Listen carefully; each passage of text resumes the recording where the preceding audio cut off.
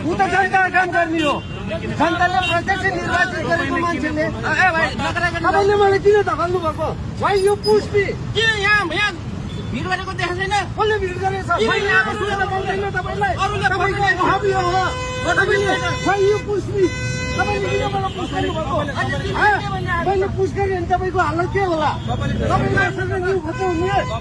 एउटा जनताले प्रत्यक्ष निर्वाचित गरेको व्यक्तिको हबी हो यो। यत्रो भिड भइरहेको छ, भिडमा ठ्याक्कै यस्ता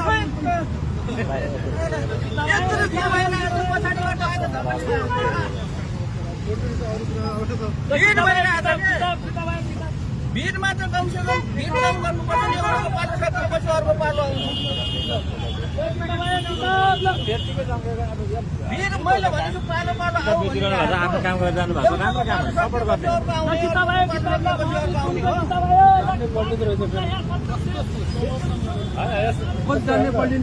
सांसद भइकन होइन रोड नम्बर सांसद थोरै भेट्छौँ हाम्रो नेपाल। त्यही भनेको त उहाँले त राम्रो तरिकाले आफ्नो तरिकाले बुझ्नु हो।